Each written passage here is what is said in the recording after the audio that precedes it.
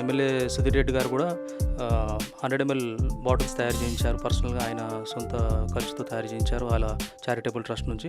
So అవి కూడా మాకు ఎమ్మెల్యే గారు అందజేయడం జరిగింది. అవి కూడా ప్రజలకు అందజేయడం జరిగిందండి. నెలల నుంచి కూడా అందరు చాలా ఇబ్బంది పడుతున్నారు. అంటే కొంచెం రిలీఫ్ ఇచ్చినప్పటికి కూడా మొదట్లో అయితే ఎక్కడ వాళ్ళు అక్కడ వెళ్ళాలంటే కూలి చేసే వాళ్ళు వీళ్ళు వెళ్ళాలంటే కొంచెం ఇబ్బందిగా ఉంది. ఆ సమయంలో మీరు ఎలాంటి సహకారాలు?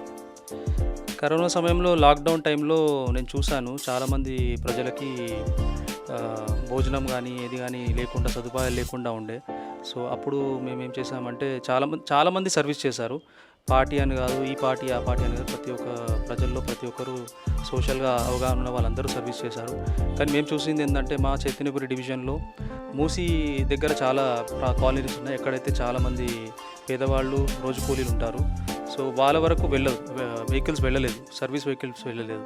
సో దానికి మేమేం చేసామంటే వాళ్ళని చూసి వాళ్ళ ప్రాబ్లమ్స్ కనుక్కొని వాళ్ళకి మేము రోజు ఒక 4-5 బస్తీల్లో రోజు 400 నుంచి 500 ప్యాకెట్ల లంచ్ ప్యాకెట్స్, రోజు ఒక ఐటమ్, ఒకరోజు బిర్యానీ, ఒకరోజు పెరుగన్నం, ఒకరోజు మన సాంబార్ రైస్ లాంటివి రోజు ప్యాకెట్స్ వాళ్ళకి అందజేయడం జరిగింది.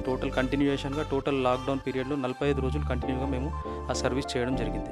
అవినీతి అనేది మెల్లమెల్లగా నిర్మూలించబడుతుందండి. ఒకటేసారి చేంజ్ అనేది ఒకటేసారి రాదు. ఎందుకంటే మన స్వతంత్రం వచ్చినప్పటి నుంచి స్టార్ట్ అయింది. ఇది మెల్లమెల్లగా తగ్గుకుంటూ వస్తుంది. ఇంకోటి ఇప్పుడు గవర్నమెంట్ కూడా మన కేటీఆర్ గారి ప్రభుత్వం కూడా ఈ ఆన్లైన్ సిస్టమ్ అనేది చేసింది.